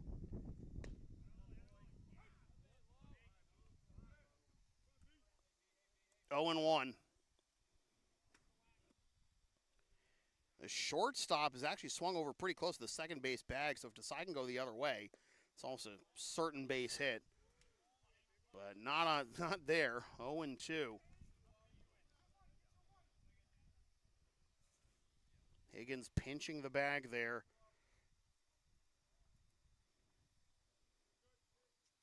Oh and 2. That is outside. 1-2. When you saw the call you got on strike 1, you want to see if you can stretch a bit more, but not there for the home plate umpire. 1-2. Able to wait on it and foul it off. Remains 1-2. One down here in the bottom of the 7th.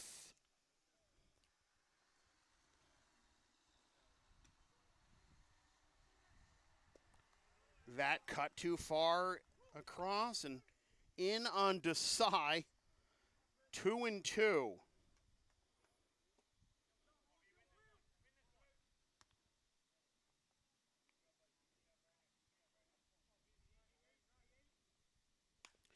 Grounder to second. Oh, and it takes a wild ricochet away from Shaw. McElroy scores. It's a one-run ball game.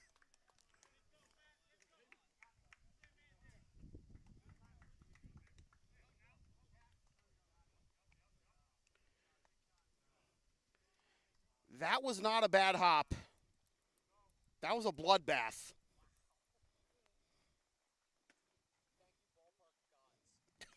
We've seen some bad hops today, on basically all on that side of the infield and a little bit into the outfield too. I mean, really. So Desai able to bring home McElroy. And now it is runners at the corners. You have Gabardi at third, Desai at first, the tying run 90 feet away, the winning run at first. In the number 7 spot of the lineup, number 14, Pat Casserly. And Pat Casserly will pinch hit for Brian Acosta. Swings at the first one and fouls it off. 0-1. The Blue Sox down a run, but again, Lowe is still one ground ball away from finishing what he started. The 0-1. He's got to square a bunt! Oh my goodness! Everybody is safe and this game is tied.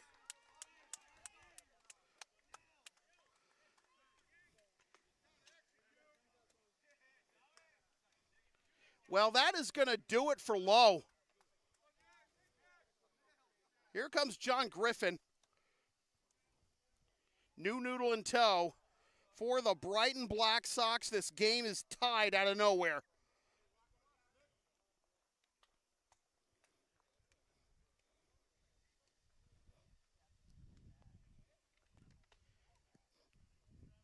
I mean, once you recognize that kind of pattern with the grounds itself. The right-hander, number 33, Alex Montero. I mean, that's where you got to take advantage, right? Alex Montero is going to take over with This game now tied. Wow.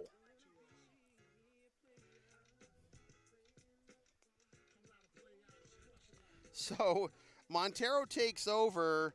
Again, 4-4 ball game now, and this is going to be Montero's 5th appearance of the season. He has no wins or losses or ties, 1 save and a 3.50 ERA in 4 innings.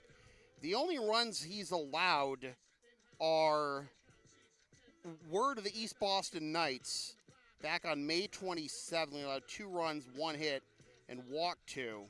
Struck out 2 each against the Brighton Braves and East Boston Knights on May 30th and June 3rd. And then on June 8th, his last appearance, on 1 hit but no runs.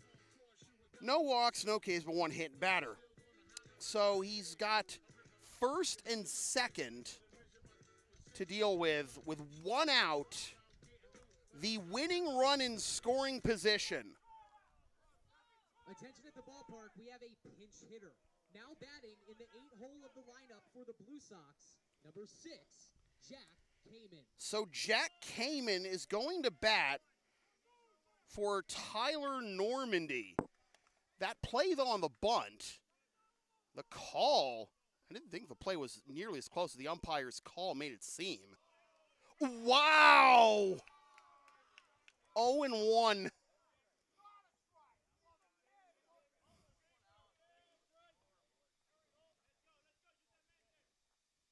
Swing and a miss. But when you see strike 1, you can't not swing at that. That is a brutal one. 0-2 in a tie ball game.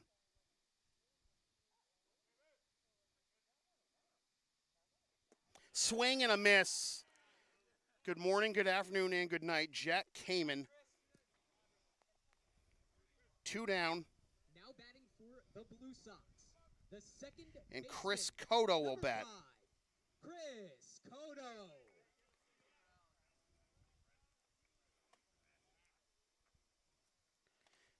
Desai at second. His run is the only one that matters here. Cotto looking to get off the schneid. 0 for 2 with 2 groundouts. Takes low for a ball.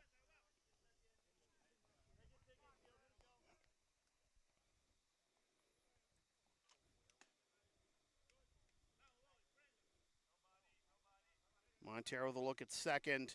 And time granted to Cotto. Before he came to bat, Rick DeAngelis had some words to say.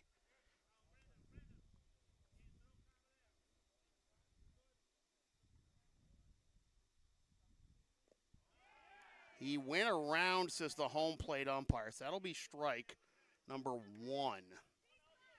I don't know. It's like, do you try to lay one down the third base line, hope that like maybe you'll get a bad throw and bring home the winning run that way? Down and away. It is 2-1. Because you got the third baseman playing back. You got a right-handed pitcher. Be falling off to the first base side. That play will be that much tougher for Brighton. 3-1.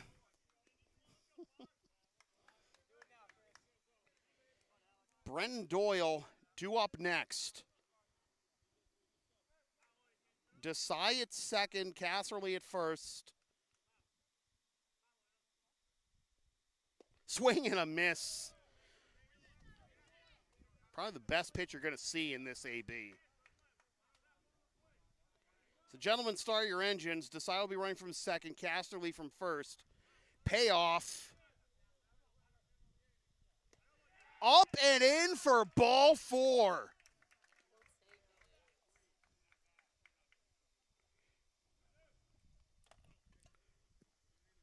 Well.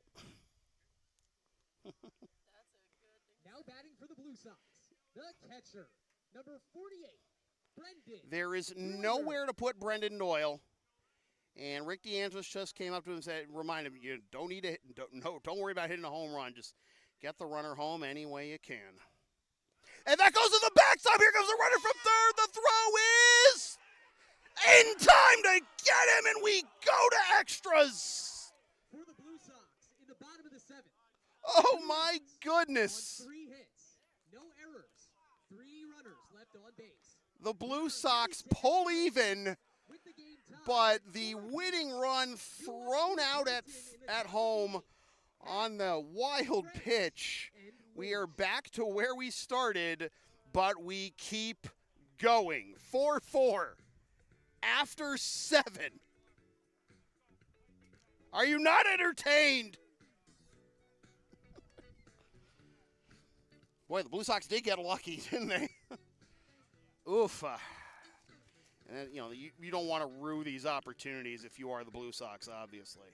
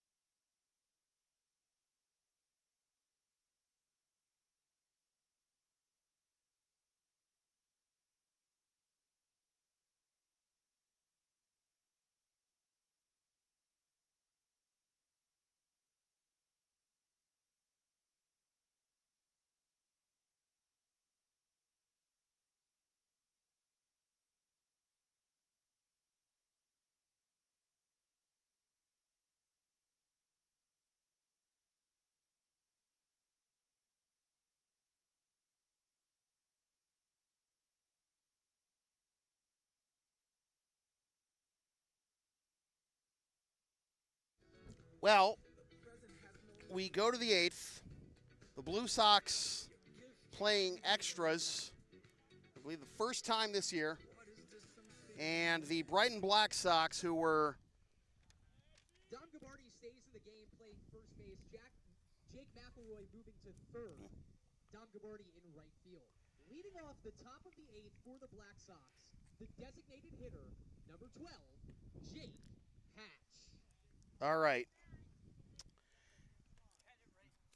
Black Sox were 3 outs and then 1 pitch really away from securing the victory, but we are back to where we started. Bonus baseball here at the ICL Day of Baseball, and that is in there for strike 1 to Jake Hatch. The Hatch, French, and Lynch, the heart of the order for Brighton due up here against a new noodle for the Blue Sox. Matt Draper.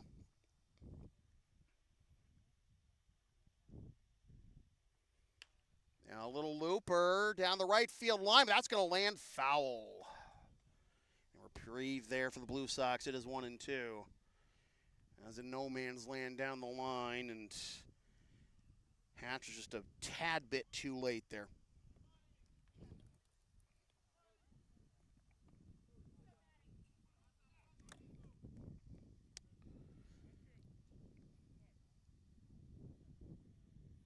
Draper delivers down and away. Draper's making his 4th appearance of the season. 1-1 with a 2.15 ERA. Swing and a miss. Strike 3. 18th strikeout and now 13 1/3 innings on the year for Matt Draper. The center fielder, number 19, Jake French.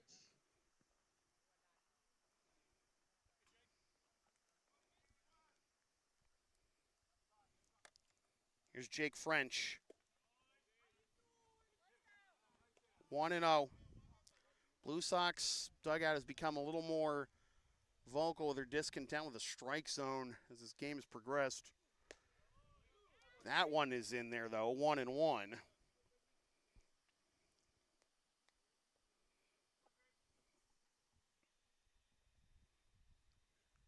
That is outside.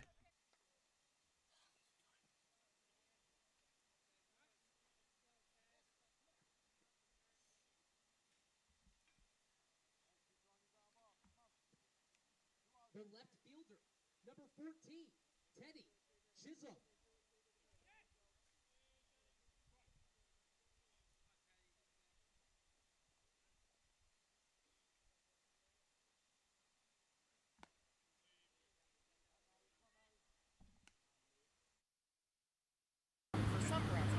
Come on, Drake. Buddy.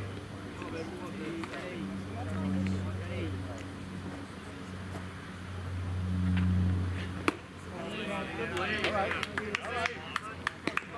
Here we go.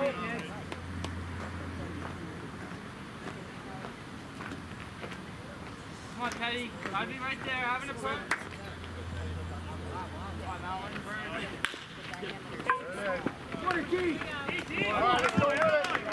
For the Black Sox, in the top of the 8th, no runs on 1 hit, no Blue Sox errors, 1 runner left on base.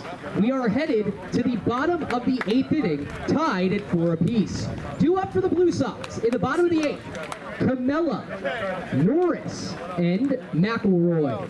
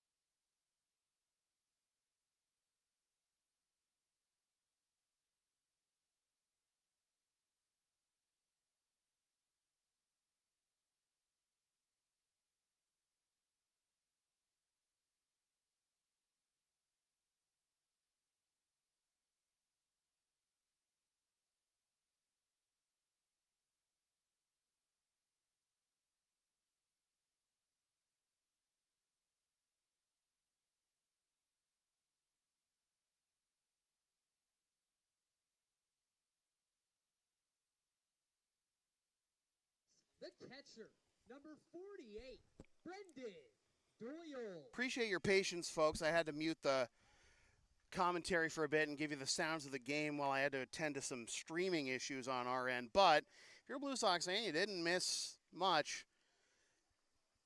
Matt Draper got out of that late jam in the top of the 8th, and now the leadoff man here, the bottom of the 8th, Brendan Doyle is aboard. A first pitch plunking. Center fielder, number 18, Charlie Camella. The winning run aboard to begin the bottom of the 8th. We'll play up to 9 innings for extras. It's tied after that. It's a tie. He gets a bunt popped up, but over towards us, and read the second line. It is 0-1. Alex Montero taking over after Chris Lowe had been fantastic.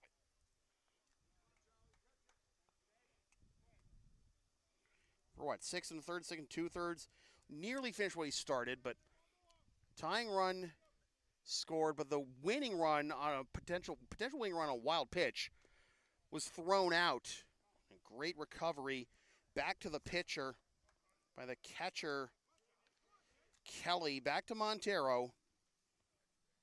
Sent us to extras.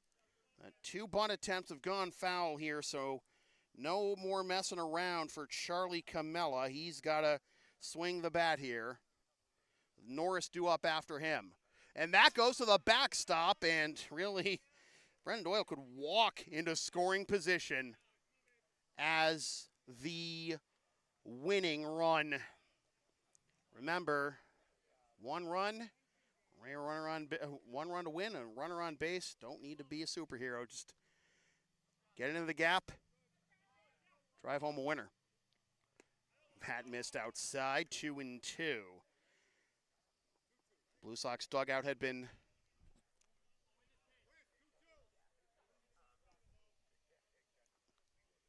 talking about the strike zone, saying that the umpire had been calling everything in.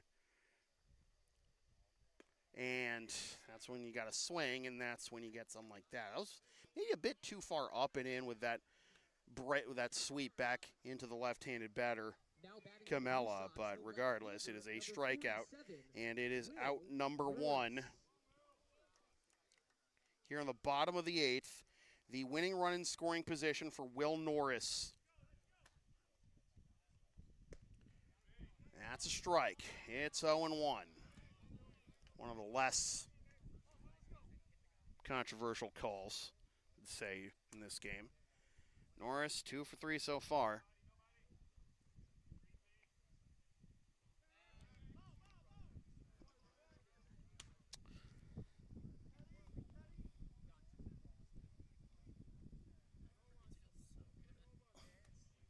Oh and 1. And that went behind Norris, and to third goes Doyle. Oh, man. Well, you might have to have second thoughts about running if there's another wild pitch, depending on where it goes, if you are Doyle, because remember, we're in extra innings because of a wild pitch thrown by Montero. But favorable bounce, got the out at the plate, tagging him out to go to the extras, and that bounces, and well, I mean, you can think about it that way. It's 2-1 with 1 out. You don't want to, I mean, obviously you don't want to run yourself into outs, and Montero may be a little frustrated here, but no advance there by Doyle. 2-1 is the count.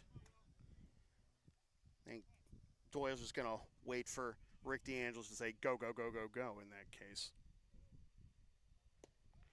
Well, not a wild pitch, but does run inside and nearly get him. And it is 3-1. Number 3 hitter, Jake McElroy, is due up next. Infield in. Outside for ball 4. But what this does do for you, if you're the Black Sox, is put the inning-ending double play in order. And you got a righty coming up, so it's going to be that much harder to beat it out, even with McElroy being a decent runner.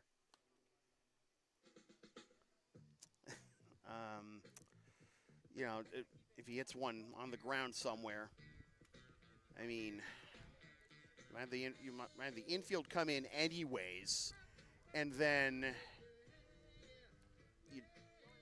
you'd be fine with even just getting 1 out if it means freezing the runner at third if you're an infielder.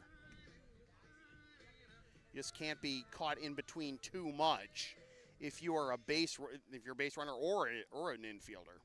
Now batting for the Blue Sox. At any rate, after Norris draws the walk, McElroy.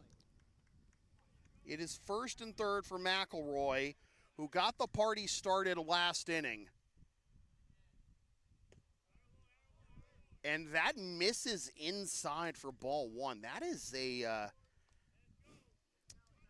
don't know, we've been seeing one of the few inside calls to rights. I think it's gone the Blue Sox way this game. 2-0. The infield is in with runners at the corners and the winning run at third base and 1 out. Runner goes. It's down away for ball 3. Norris takes second. You just put him on if you're the Black Sox at this point. Just let him have it. Oh! Well, that is a 4-pitch walk. And this is where we were last inning. Bases loaded, the winning run a walk-off potential run at third, but Montero, his day is done. He's lost the grip a bit too much there. And the winning run, all the three runners, although the runner at third, Doyle, is the only one that matters. All three runners are the responsibility of Montero, and we got a new noodle for the Brighton Black Sox.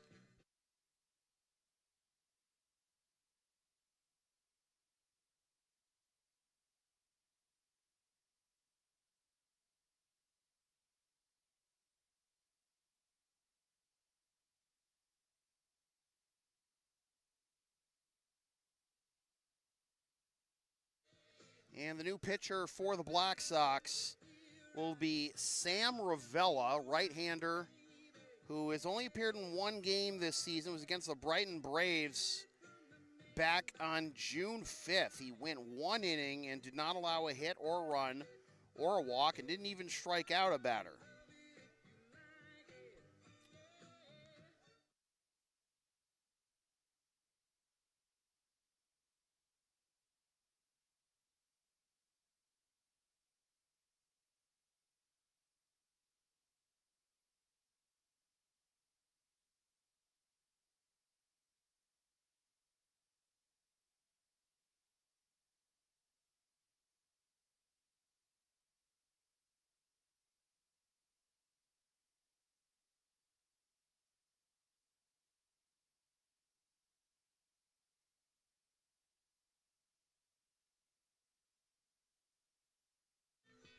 As someone who has covered the Blue Sox longer than he hasn't at this point, this is a spot for a suicide squeeze if you are Rick DeAngelis.